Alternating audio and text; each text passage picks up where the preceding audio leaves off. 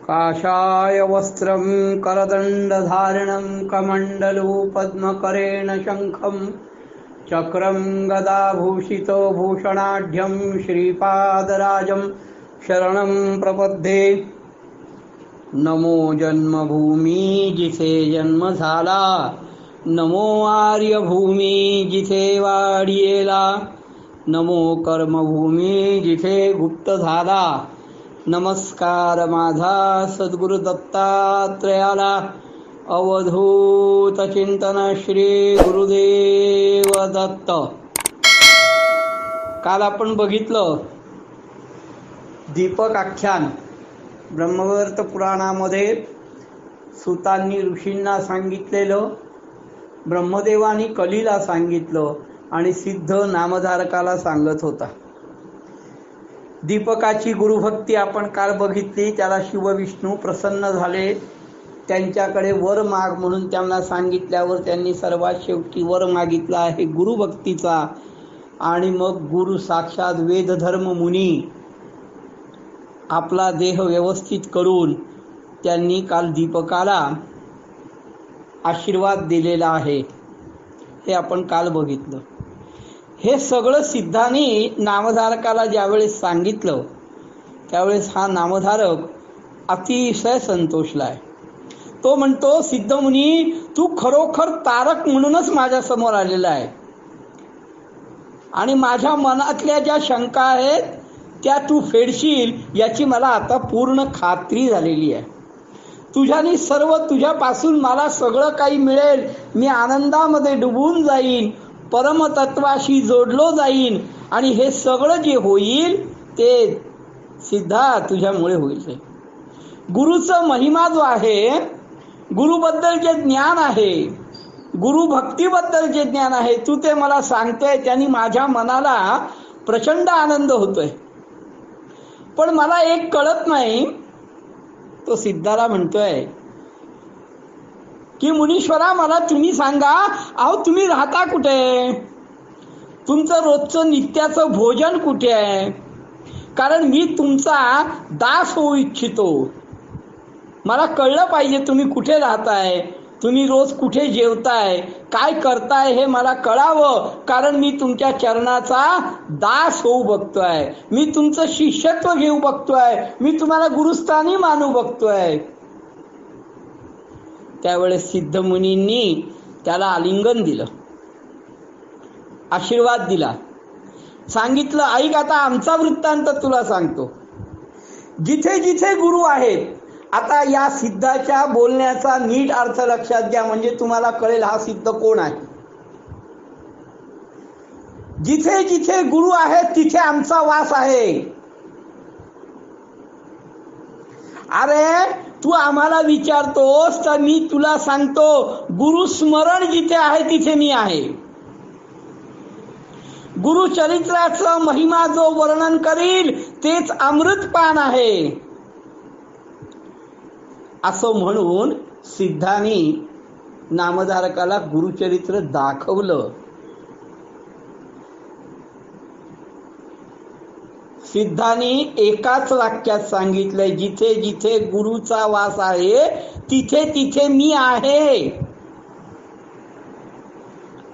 हा चमत्कारच आहे।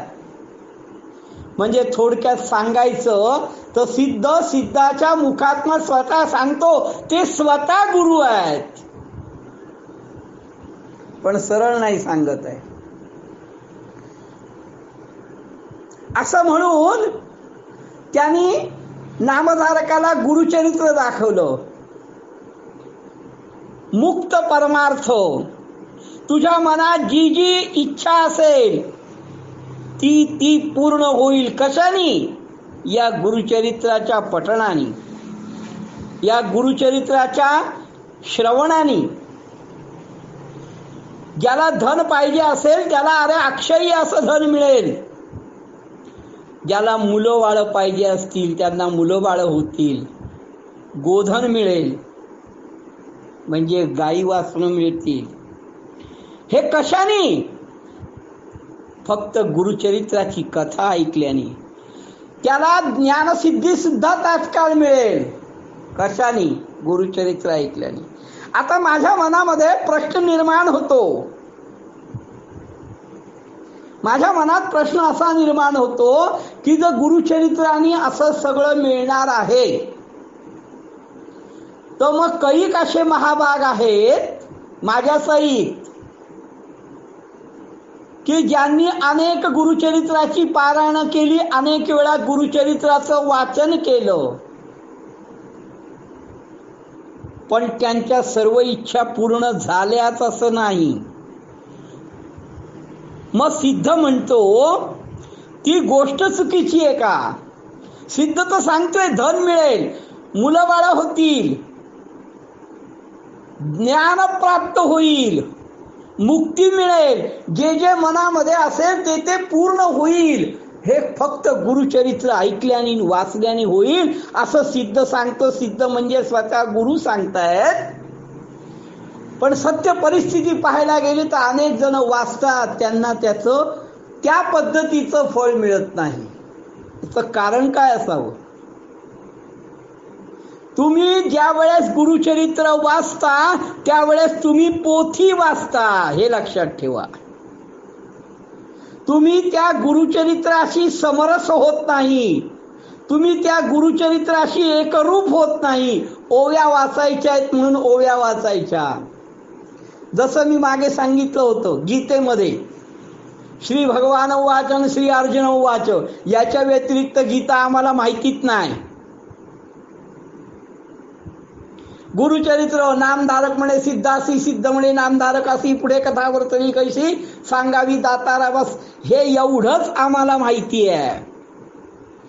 प्रत्येक ओवी जर मी माझ्या मनापासून एकाग्र होऊन वाचली आणि तिच्याशी समरस झालो तर सिद्धांनी सांगितलेल्या सगळ्या गोष्टी निश्चितपणे होतील.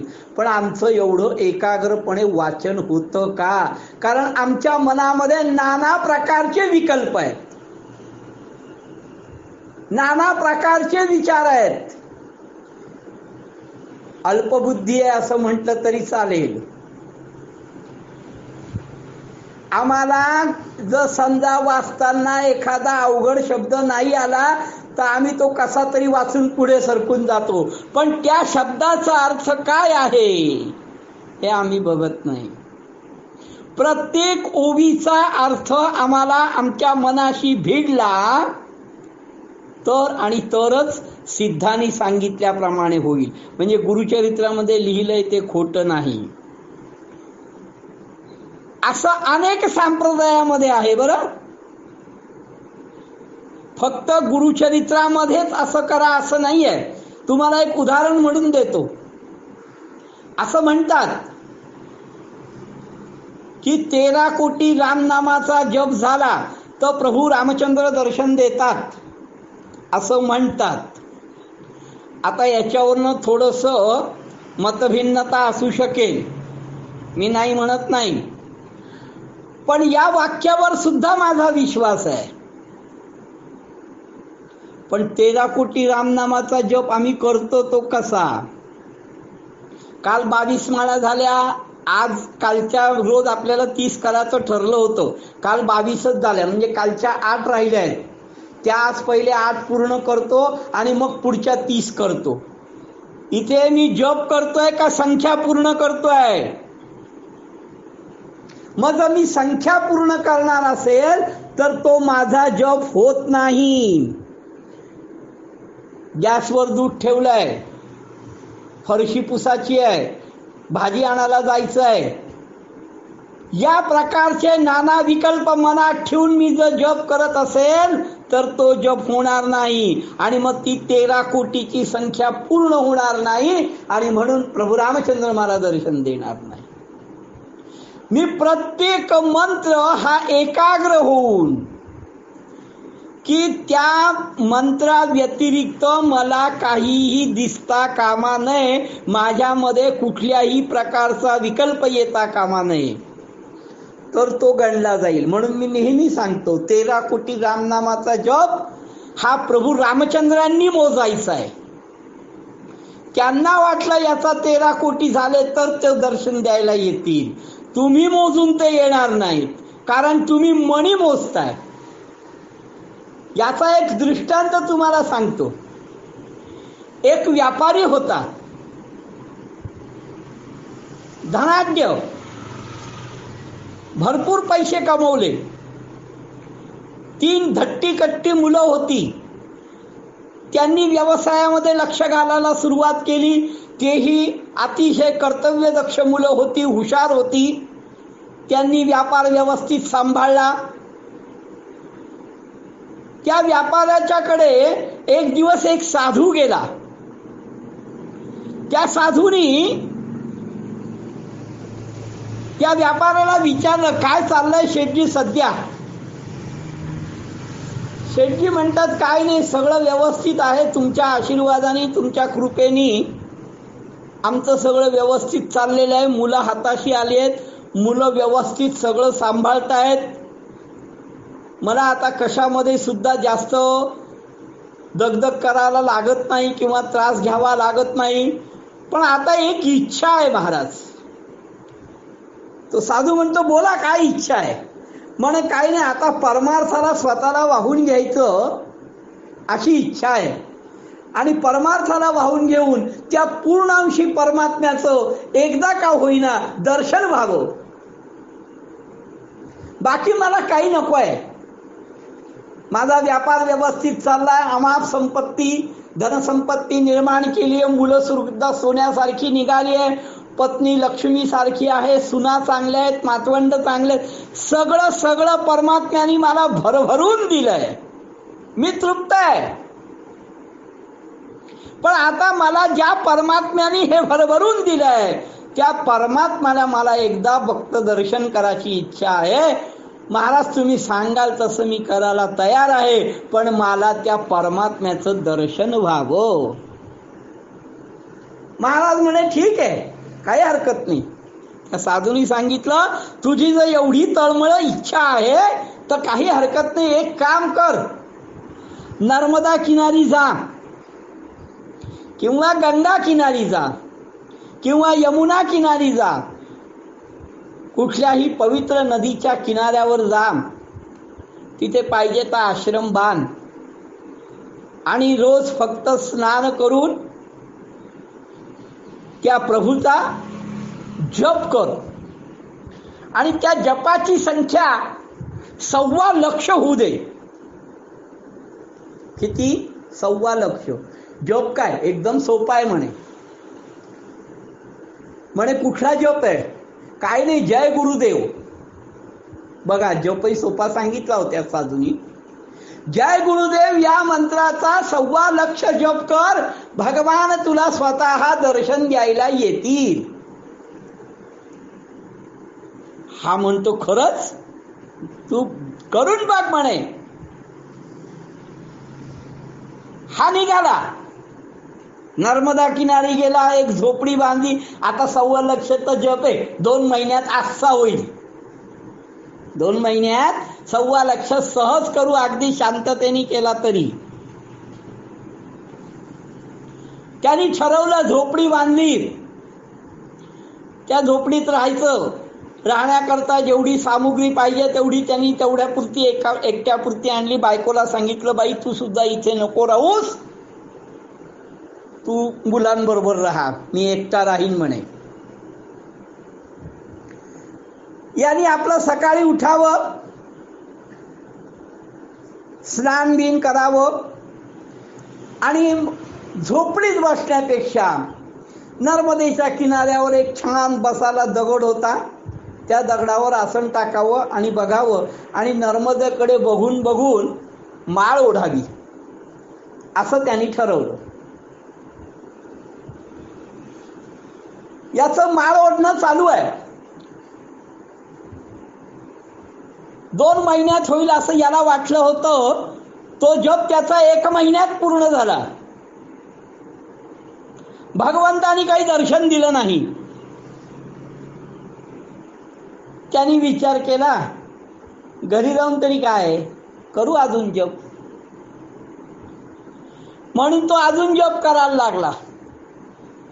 जप करता करता 2-2.5 महिने उलटून गेले, याचा जप चालू आहे, पण याला भगवंत दर्शन काही देत नाही.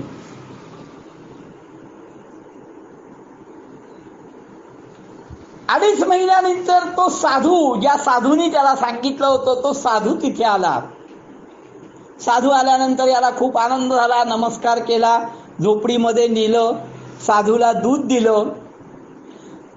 त्या साधूला म्हणतो, महाराज तुमच्यावर माझा प्रचंड विश्वास आहे, मी तुम्हाला फार वर्षापासून ओळखतोय, तुम्ही निस्पृह आहात, निस्वार्थी आहात, निर्विकार आहात, म्हणजे निर्लोभी आहात, तुम्हाला कशाचीही आसक्ती नाही आहे, आणि तुम्ही सांगता तसं घडतं म्हणे, पण यावेळेस थोडंसं माझं मन खट्टू झालं म्हणे.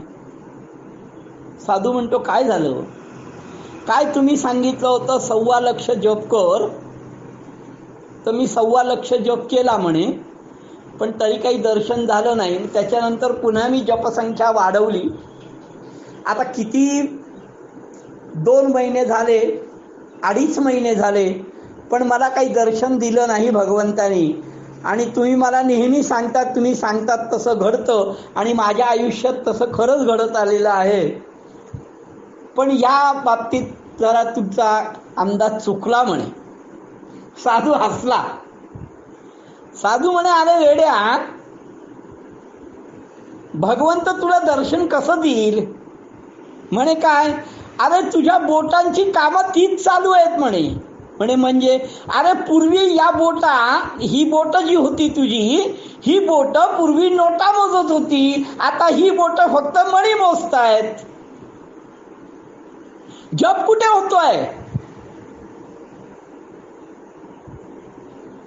साधू म्हणतो, मला कळलं नाही. हे तो शेठजी म्हणतो, मला कळलं नाही तुम्हाला काय म्हणायचंय. अरे पहिले तू घरी होतास त्यावेळेस या बोटांनी नोटा मोजत होतास की नाही? म्हणे हो. आता तू त्या दगडावर बसून हे मणी मोजतोस की नाही? अहो मणी मोजतो म्हणे, मी जप करतो त्यानंतर मी सांगतो, तू मणी मोजतोस की नाही? तुझं लक्ष कुठे आहे? तुझं लक्ष त्या मण्यांमध्ये आहे. आज 6 माळा झाल्या, आता 9 झाल्या, आता 21 झाल्या, मग किती दिवसात पूर्ण होईल? हे तुझ्यामध्ये चाललेलं द्वंद्व आहे. तुझ्या मनामध्ये हे विकल्प आहेत की 1.25 लाख होईल, 1.25 लाख होईल, मग 1.25 लाख झाला, 1.25 लाख झाला. तू संख्या पूर्ण करण्याच्या मागे लागलाय बाबा. अरे संख्या पूर्ण नको करू, म्हणून धर्मशास्त्राने सांगितलंय, अजपा जप करा, मोजूच नका ना. अरे तो जप मोजण्याची जबाबदारी त्या परमात्म्याची आहे. ज्याचा तुम्ही जप करता त्याची ती ड्युटी आहे, त्याचं ते काम आहे तुम्ही केलेला जप मोजण्याचं, तुम्ही नाही मोजायचा. म्हणून म्हटलं की गुरुचरित्र एकदा वाचलं, पण ते अशा पद्धतीने वाचलं तर जे जे इच्छिल कामना ती पूर्ण होते. पण ते पूर्ण लक्ष त्या गुरुचरित्रामध्ये पाहिजे. धनार्थ्याला धन मिळेल, पुत्र होईल, जो कोणी कसा ऐकेल त्याला ज्ञान सुद्धा प्राप्त होईल. अहो आम्ही प्रवचन ऐकायला जातो त्यावेळेस प्रवचनात सुद्धा आमची एकाग्रता नसते. काय काय सांगतायत सिद्ध म्हणतात की गुरुचरित्र 1 सप्ताह जो केला, पडती ऐकती भक्त लोक, काम होय तात्कालिक, त्यांची इच्छा सुद्धा तात्काळ पूर्ण होते. निपुत्रिकाला पुत्र होतो. ग्रह रोग पीडा व्याधी होत नाहीत. जर मनुष्य बंधनात असेल तर तो त्वरित बंधनातनं मुक्त होतो. ज्ञानवंत शतायुषी होतो. ब्रह्महत्यासारखी पाप नाहीशी होतात. बघा गुरुचरित्राने काय काय होतं. हे ऐकल्यानंतर नामधारक सिद्धाला नमस्कार करतोय, म्हणते स्वामी तारा तारा, मला खरंच तारा, तुम्ही कृपानिधी सिद्ध मुनी आहात, साक्षात तुम्ही गुरुमूर्ती आहात, तुम्ही मला भेटलात, हे माझं परम भाग्य. माझ्या मनात इच्छा होतीच नामधारक म्हणतो, माझ्या मनात इच्छा होतीच की माझ्या पूर्वजांनी ज्या गुरूंची सेवा केली त्यांचं चरित्र ऐकावं. एखादा तहानेने व्याकुळ झालेला माणूस रस्त्याने जात असेल आणि त्याला समोरून अमृत कोणी आणून दिलं, त्या पद्धतीने मला झालंय. हो, माझ्या मनात इच्छा होतीच की गुरुचरित्र ऐकावं म्हणून, आणि साक्षात तुम्ही समोर येऊन मला गुरुचरित्र सांगताय. खरोखर मी धन्य आहे, माझं अहोभाग्य आहे, तुम्ही भेटलात. गुरूंचा महिमा मला कानाने ऐकायला मिळणार आहे, हे माझं परमभाग्य आहे. अहो, पूर्ण अंधकार आहे माझ्या आयुष्यामध्ये आणि तुम्ही सूर्योदयासारखे आलात माझ्या आयुष्यात, मला ज्ञान द्यायला आलात. मी खरोखर कृतकृत्य झालोय. नामधारकाला खूप भरून आलंय. तो सद्गजित झालाय, त्याचा कंठ दाटून आलाय, त्याला मनातल्या भावना व्यक्त करायच्या आहेत, तो व्यक्त करायचा प्रयत्न करतोय. तो म्हणतोय, महाराज खरोखर मी धन्य आहे, तुम्ही मला गुरुचरित्र सांगताय. माझी इच्छा होती आणि ती तुम्ही पूर्ण करताय. तुम्ही साक्षात त्रयमूर्ती आहात, साक्षात प्रभू आहात. त्याची ती अवस्था बघितल्यानंतर सिद्धाच्या अंतःकरणामध्ये दया उत्पन्न झाली. सिद्धाने त्याला अभयदान दिलं, त्याचा हात हातात घेतला, त्याला आपल्या उजव्या बाजूला बसवलं, त्याच्या डोक्यावरनं कृपेने हात फिरवला, त्याला सांगितलं, बाळा चल. त्याला घेऊन सिद्ध गाणगापुरात आले, अश्वत्थ वृक्षाच्या खाली बसले. हा अश्वत्थ वृक्ष म्हणजे कल्पवृक्ष आहे. गुरुचरित्रामध्ये याचा उल्लेख पुढच्या अध्यायामध्ये येणार आहे, तेव्हा मी तुम्हाला याचा उल्लेख सांगेन. अश्वत्थ वृक्षाच्या खाली बसले आणि ज्ञान ज्योती द्यायला सुरुवात करतायत. ऐक शिष्या नामधारका, गुरुदास्य, जो गुरुची सेवा करतो त्याला कुठलीही बाधा राहत नाही. चिंता क्लेश हे सगळे निघून जातात. गुरुमूर्ती ओळखतो जो, आपल्याला गुरुमूर्ती ओळखण्याकरता आपला आचार तसा असावा लागतो. पहिले आपला आचार तसा पाहिजे, नंतर आपले विचार तसे होतात. माझ्या समोर एखादा सिद्ध पुरुष आला, एखादा ज्ञानवंत आला, साक्षात परमात्मा आला. नरसिंह सरस्वती माझ्या समोर आले, भगवान श्रीपाद श्रीवल्लभ माझ्या समोर आले, पण माझा जर आचार तसा नसेल तर मला त्या पद्धतीचे विचार होणार नाही, आणि त्या पद्धतीचे विचार न झाल्यामुळे मी त्यांची सेवा करू शकणार नाही. मी त्यांची अवहेलना करीन, मी त्यांचा अपमान करीन, कारण माझा आचार व्यवस्थित नाही. सिद्ध सांगतात, नामधारका एक लक्षात ठेव, गुरुमूर्ती ओळखण्याकरता आपला आचार तसा असावा, आपली दृढ भक्ती तशी असावी, तरच तुम्ही गुरुला ओळखू शकाल. हे सिद्धाचं बोलणं ऐकून नामधारकाला अतिशय आनंद झालाय. तो प्रत्येक क्षणाला सिद्धाच्या मुखातनं निघालेल्या प्रत्येक शब्दाला नामधारक नमस्कार करतोय. बघा काय त्याच्यामधले भाव असतील, विचार करा. सिद्धाच्या मुखातनं निघालेल्या प्रत्येक शब्दाला नामधारक नमस्कार करतोय, कारण सिद्धाच्या मुखातनं निघालेला प्रत्येक शब्द हा नामधारक अमृत रूपी मानतोय. खरोखर त्याला अमृत मिळतंय, खरोखर तो भाग्यवान आहे. आपण दुर्भाग्य, आपण त्या काळात नव्हतो. एक लक्षात ठेवा, नामधारक आणि सिद्ध यांचं बोलणं हे त्रेता, कृत किंवा द्वापार युगातलं नाही, कलियुगातलं आहे. कृष्णाने गीता सांगितली द्वापारामध्ये, रामायण घडलं कृतमध्ये, गुरुचरित्र लिहिलं गेलं, घडलं कलियुगामध्ये. नामधारकाला सिद्ध भेटला कलियुगामध्ये. सिद्धांनी नामधारकाला या सगळ्या गोष्टी सांगितल्या कलियुगामध्ये. म्हणजे या अमृताचं पान सिद्धांनी नामधारकाला कलियुगामध्ये करून दिलं. त्याचा प्रत्येक शब्द नामधारकाला हा अतिशय अमृताहूनही श्रेष्ठ वाटत होता.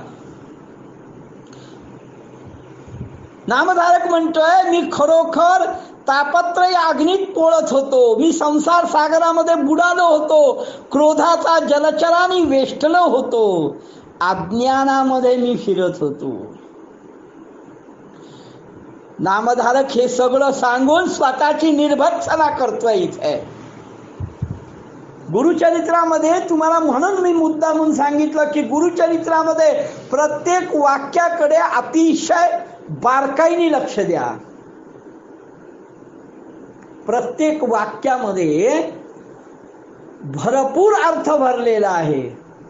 नामधारक एकीकडे सांगतोय, मी भाग्यवान आहे, परमभाग्य आहे, मी क्षुधेने, मी तहानेने व्याकुळ होऊन फिरत असताना साक्षात आपण मला भेटलात आणि आपण जे सगळं सांगताय ते अमृत आहे.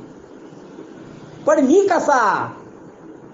मी तापत्रयामध्ये लोळत होतो, मी अज्ञानामध्ये वेष्टलेलो होतो, मी क्रोधाच्या जलचरांनी वेष्टलो होतो, संसार सागरामध्ये बुडालो होतो. ही स्वतःची तो करत असलेली निर्भत्सना आहे, हे लक्षात ठेवा. आपण येऊन सिद्धाला सांगतोय की मी हे सगळं होतो, पण आपण आलात. आपण येऊन मला ज्ञानाच्या नौकेमध्ये बसवलं, कृपेचा वायू माझ्यावर न घातलात, देहाचे तारक ठरलात. स्वामी, आता मला तारा तुम्ही. असं अतिशय करुणेने तो सांगतोय. बघा, त्याच्या शब्दामधले भाव समजून घ्या. म्हणून मी तुम्हाला सुरुवातीला पहिल्या प्रवचनामध्ये सांगितलं की सिद्धांनी नामधारकाला गुरुचरित्र सांगितलं असं तुम्ही म्हणू नका. त्या नामधारकाच्या जागी स्वतःला ठेवा. त्या नामधारकाच्या मनात जे भाव उमटतायत ना, ते हे गुरुचरित्र ऐकताना, मी सिद्ध नाही, मला मान्य आहे, मी सिद्ध नाही हे मला मान्य आहे, पण तुम्ही नामधारक नाही असं म्हणू नका.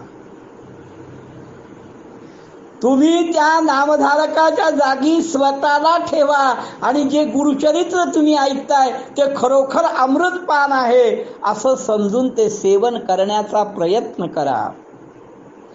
अतिशय करुणा उत्पन्न झालेली आहे नामधारकाच्या मनामध्ये.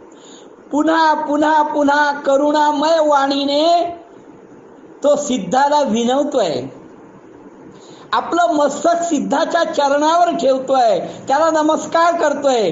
तेव्हा सिद्ध म्हणतात, अरे नामधारका, नको रे चिंता करू, अंतःकरण दुःखित करू नको. मी तुला आश्वासन देतो, तुझ्या मनातल्या सगळ्या शंका मी फेडीन. अरे, तुझ्या मनामध्ये गुरुचरित्राविषयी दृढ भक्ती आहे, गुरुविषयी दृढ भक्ती आहे, प्रचंड श्रद्धा आहे, त्यामुळे मी तुझ्या सगळ्या शंका निरसन करीन. पण एक लक्षात ठेव, ज्याच्या मनामध्ये दृढ भक्ती नसेल त्याला आयुष्यभर दैन्य, दीनवाणी आणि कष्ट सोसावे लागतील. जे गुरुवरती विश्वास ठेवणार नाहीत, गुरुला बोलतील, ते त्यांना विद्या राहणार नाही. अविद्या मायेनी ते वेष्टिले जातील. अरे तुझं संशय धरून, मनात संशय धरून म्हणाला ना की काय गुरुचरित्र आणि गुरु काय देणार आहे, त्यावेळेस तू तमोगुणाचे जे भोग आहे ते सगळे भोगशील आणि नाना कष्ट भोगशील तू. त्यामुळे नामधारका सगळे संशय सोड, सगळे मनातले विकल्प बाजूला कर. तुला गुरुमूर्ती अपार देणार आहे, तो कृपासागरू आहे, तो निश्चित देणार आहे. तुझी तो उपेक्षा करणार नाही. गुरुमूर्ती ही कृपा सिंधू आहे असं मी नाही सांगत, वेद सांगतायत. नामधारकाला सिद्ध सांगतो, अरे तू मनामध्ये संशय धरू नको, गुरुमूर्ती तुला अपार काही काही देईल. कृपासागर आहे गुरुमूर्ती म्हणजे. मूर्ती म्हणजे कृपा सिंधू आहे असं कोण म्हणतं, तर वेदात सांगितलंय. त्यामुळे तुझा अंतःकरण, तुझे विचार हे गुरुचरणावर लीन असले पाहिजे. नामधारकाला सिद्ध आणखीन परोपरीने समजवतोय. तो नामधारकाला काय काय समजवतोय हे आपण उद्या बघू. अवधूत चिंतन श्री गुरुदेव दत्त.